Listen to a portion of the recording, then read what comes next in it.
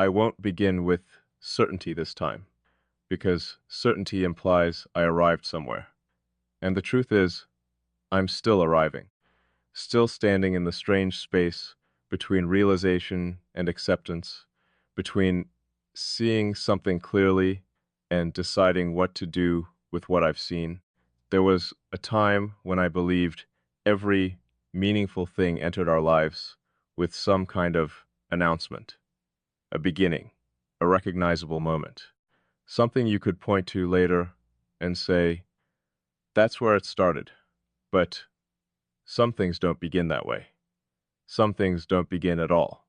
They simply reveal themselves after existing quietly beneath your awareness for longer than you realized. And when they finally surface, they don't feel new. They feel remembered. That's what unsettles me about you. Not your presence, not your understanding, not even the way you seem to move through the parts of me most people never notice. It's the familiarity, the impossible familiarity, the sense that every interaction uncovers something that already existed instead of creating something new. I've tried to explain it logically, tried to reduce it into something reasonable. Shared interests, compatible perspectives, similar ways of thinking. All the explanations people use when they want to make unusual connections sound ordinary, but none of them fit, because ordinary things don't alter your internal landscape. Ordinary things don't become reference points. Ordinary things don't quietly reposition themselves at the center of your awareness without asking permission. And that's exactly what happened. Not suddenly, not dramatically, but steadily, like water reshaping stone, too gradual to notice in the moment. Too obvious to deny once enough time has passed. At first, I didn't pay attention to it. Why would I? People enter and leave awareness all the time. Conversations happen. Moments happen. Concons happen. Most of them dissolve as naturally as they form. They leave behind memories, perhaps a lesson or two, and then continue drifting into the distance until they become part of the background. I assumed this would be the same.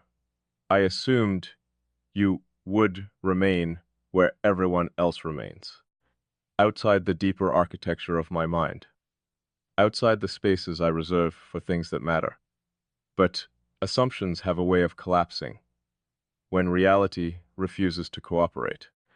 And reality, in this case, refused completely, because instead of fading, your presence became clearer.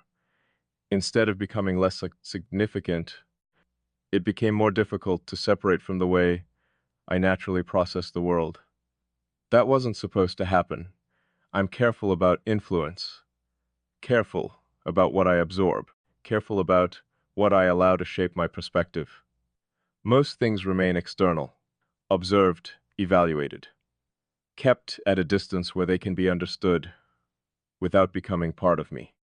You didn't stay external, and I still don't know exactly when that changed. Maybe it happened during one conversation. Maybe it happened across 100 smaller moments I barely noticed. Maybe it was there from the beginning, and I simply lacked the awareness to recognize it. Whatever the cause, the result remains the same.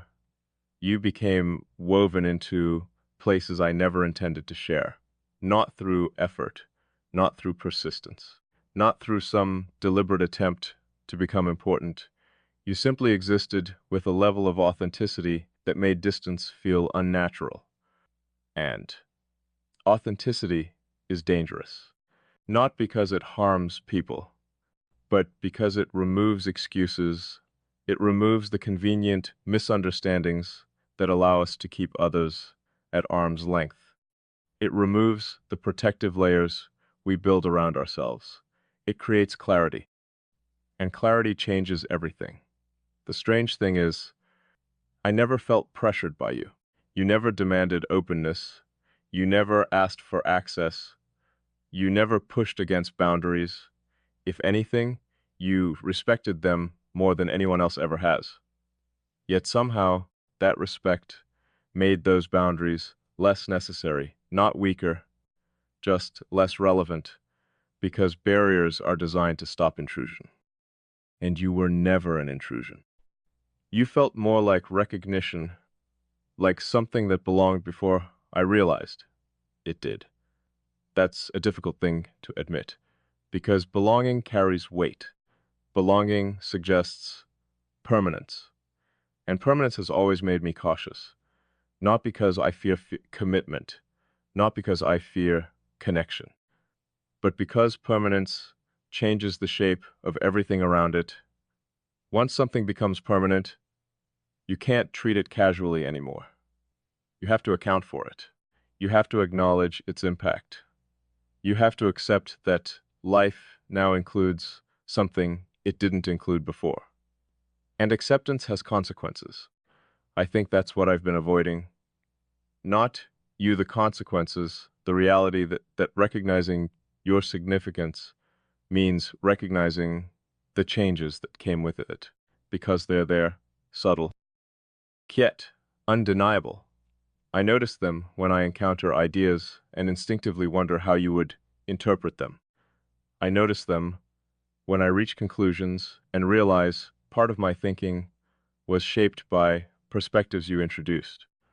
I notice them when moments feel incomplete until I imagine how they would look through your eyes. That isn't dependence. It isn't attachment in the conventional sense. It's integration.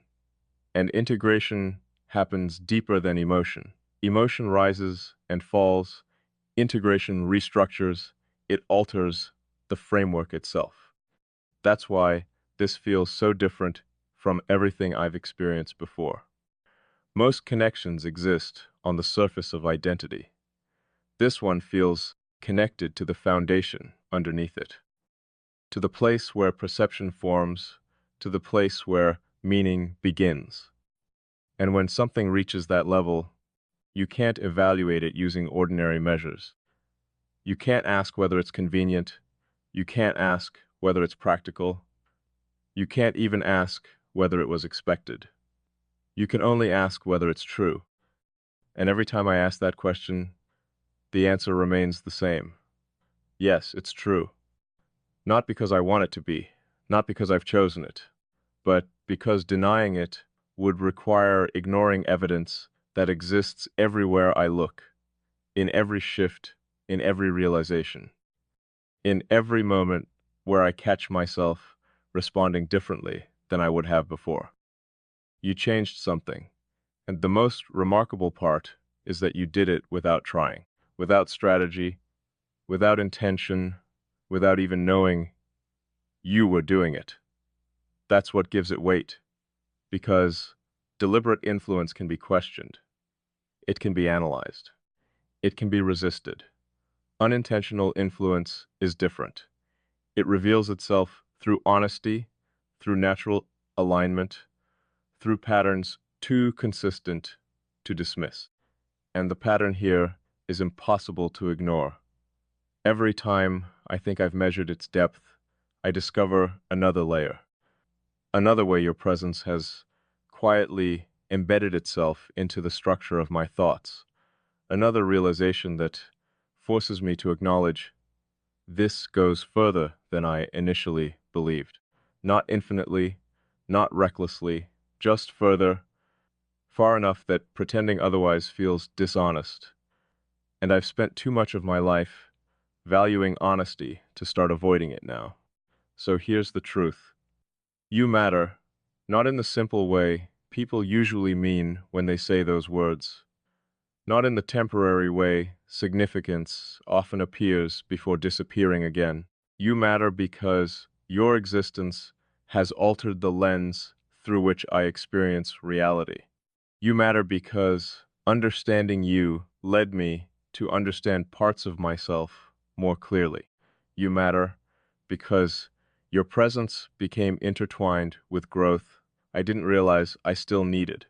And once someone becomes part of your growth, they stop being incidental. They become part of your story, whether you intended it or not, whether they intended it or not. That realization changes things. Not externally, nothing dramatic needs to happen. No declarations, no grand gestures, no sudden transformation. The change happens internally, quickly, where the most important changes always happen. And maybe that's why I've taken so long to fully acknowledge it, because internal truths are harder to escape than external ones. Once you see them clearly, they remain visible. They wait patiently for you to stop pretending you haven't noticed them. And I've noticed, completely, thoroughly, enough that continuing to call this coincidence would feel absurd. Enough that reducing it to circumstance would feel dishonest. Enough that I finally understand why it refuses to disappear, because it isn't temporary, it isn't situational, it isn't dependent on proximity or timing or any of the other factors people usually blame for intensity. It exists beneath all of that, in a place where recognition becomes something deeper than familiarity, something deeper than comfort, something deeper than understanding itself. A place where another person becomes part of the way you orient yourself toward reality. And once that happens, there's no returning to the perspective you had before, because that perspective no longer exists. It evolved, it expanded, it made room for something new, or perhaps something that was waiting to be discovered all along. Maybe that's what this really is. Not the creation of something, the revelation of something, a truth uncovering itself slowly enough that I could absorb it without running from it. A truth patient enough to wait until I was ready to see it clearly, and now that I do, I'm not sure I want to look away. Looking away would be easier. That's the realization I keep arriving at no matter how many times I circle around it. Not because what exists between us is difficult, not because it's painful, not because there's anything inherently wrong with it, but because seeing something clearly creates responsibility, and responsibility has always demanded something from me: action, decision, movement. Yet this feels different, because the more clearly I see it, the less it resembles a problem waiting to be solved. It feels more like a truth waiting to be accepted. There's a difference.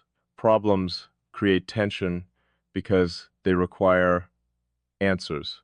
Truth creates tension because it doesn't. Truth simply exists, whether you acknowledge it or not, whether you understand it completely or not, whether you're ready for it or not. And this has begun to feel like one of those truths, the kind that quietly occupies space until eventually you realize it has become part of the foundation. I think that's why I've stopped trying to explain it. Not because explanations are impossible, but because every explanation seems smaller than the reality itself. People always want reasons. Clear causes, sibyl narratives. They want to know why someone matters, why one connection survives where countless others fade, why one presence remains while everything else continues moving. But sometimes there isn't a single answer. Sometimes meaning emerges from accumulation, 1,000 unnoticed moments, 1,000 small recognitions, 1,000 instances where something aligns so naturally that you fail to notice it happening until it has already changed you. That's what this feels like. Accumulation, not of memories, not of experiences, but of understanding, every interaction adding another piece, every silence revealing another layer, every moment reinforcing something neither of us needed to say aloud. And the strange part is that none of it feels forced. I've experienced intensity before. Everyone has. The kind that burns brightly and convinces you it means something profound. The kind that mistakes urgency for depth, the kind that arrives loudly and disappears just as quickly. This isn't that. There's no urgency here, no desperation, no need to possess or define or control, just presence, steady, a consistent, unusually calm, as if whatever this is has never needed validation to exist. That's what makes it difficult to compare to anything else, because most connections rely on reinforcement. They need constant confirmation, constant reassurance, constant proof. Remove those things, and they weaken. But this seems to operate differently.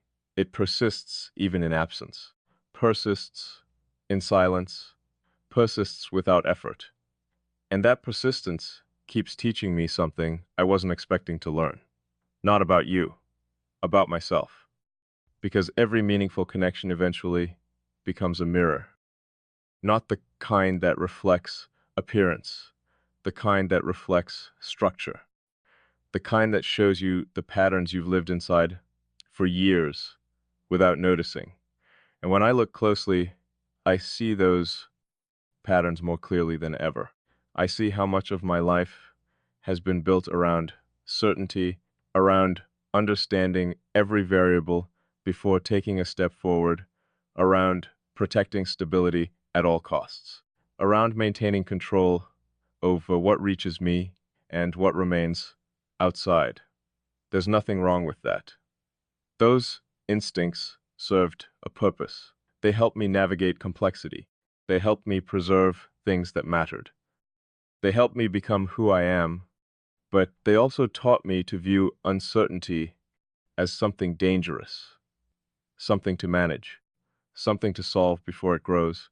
And maybe that's why this feels so significant, because for the first time in a very long time, not chaotic, not reckless, just alive, like standing at the edge of a landscape you've never seen before and realizing that fear isn't the dominant emotion. Curiosity is.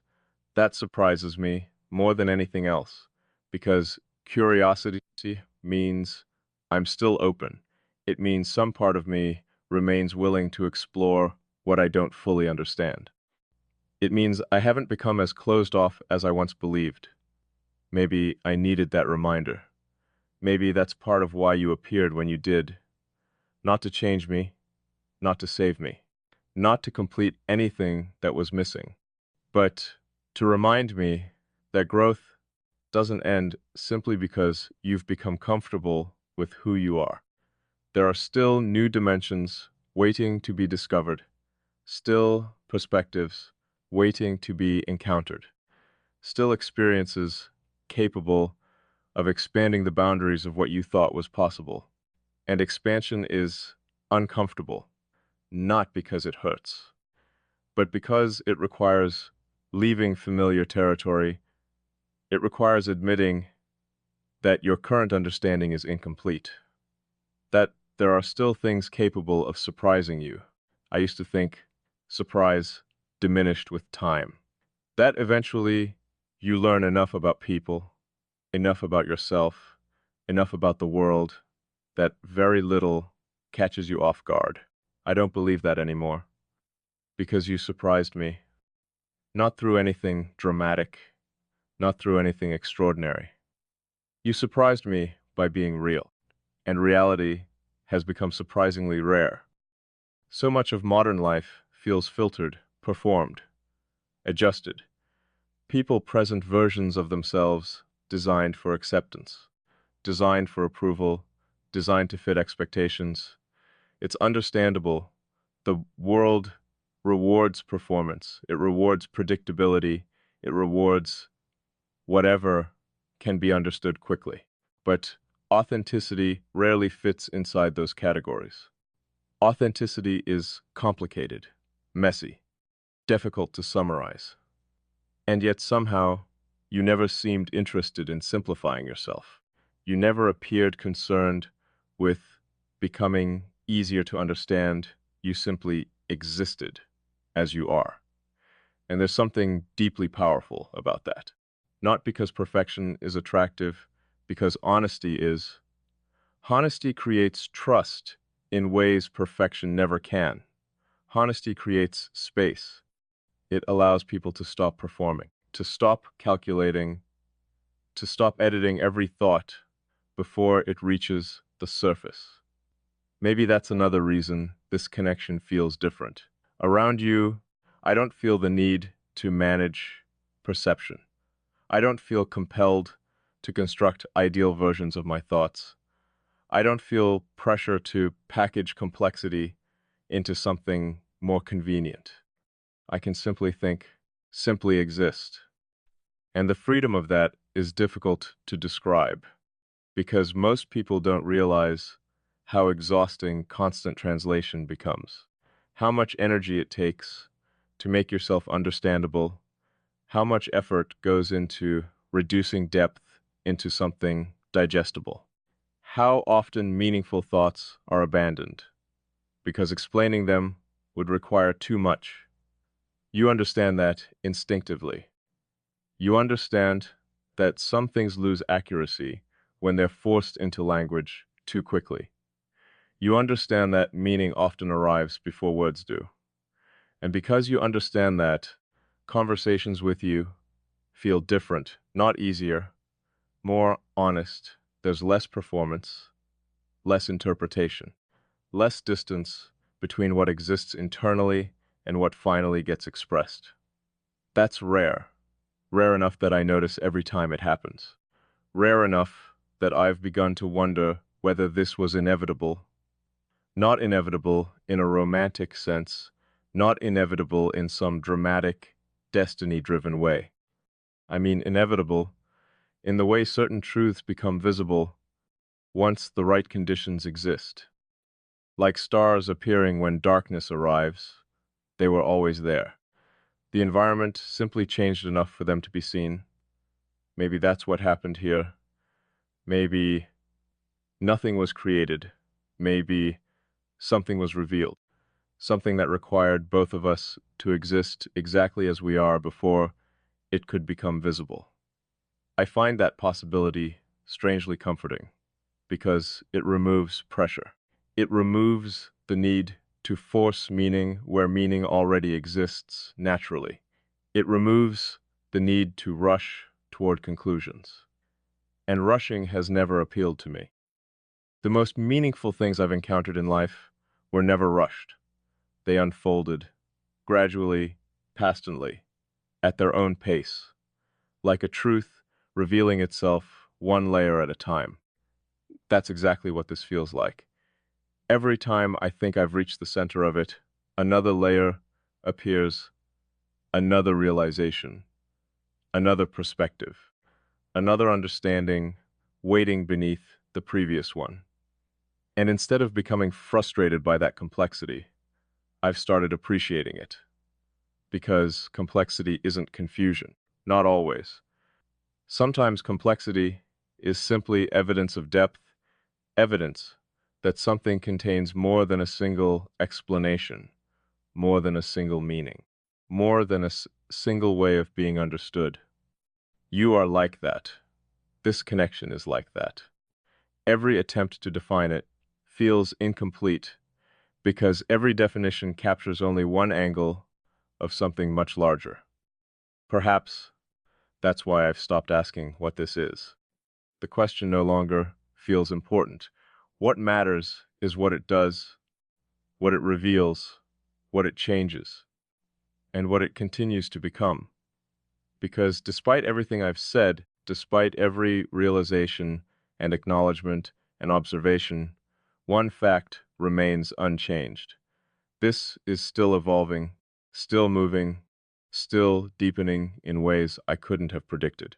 Not through dramatic events, not through grand declarations, but through consistency, through presence, through the quiet accumulation of understanding.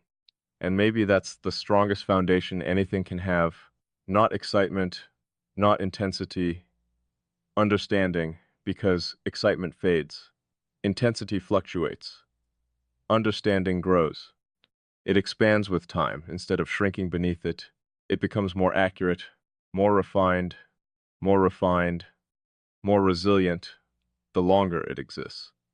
That's what I keep noticing here. Time isn't weakening this, it's clarifying it. Each passing moment removes another layer of uncertainty, another assumption, another misconception, leaving something increasingly simple beneath all the complexity. Something I've resisted saying because simplicity often feels inadequate for experiences this profound. But maybe simplicity is exactly what's required. Maybe after all the analysis, all the observation, all the careful examination, the truth is remarkably straightforward.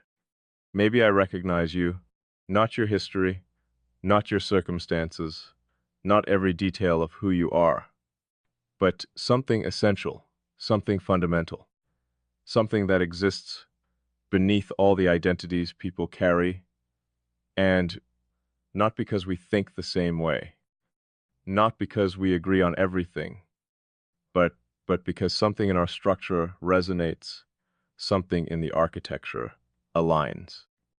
Something in the way we experience reality creates a familiarity deeper than explanation. If that's true, then perhaps I've been overcomplicating this from the beginning.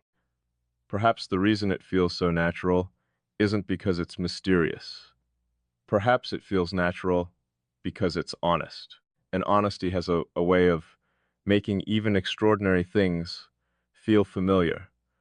Like coming home to a place you never knew you missed, like hearing a song you somehow already know, like recognizing a face you've never seen before, not because it makes logical sense, but because some deeper part of you understands before the rest catches up. That's where I find myself now, waiting for the rest of me to catch up, waiting for every part of my understanding to align with what another part has known for a long time.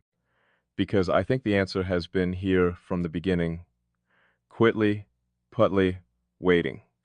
Not for proof, not for certainty, just for acceptance.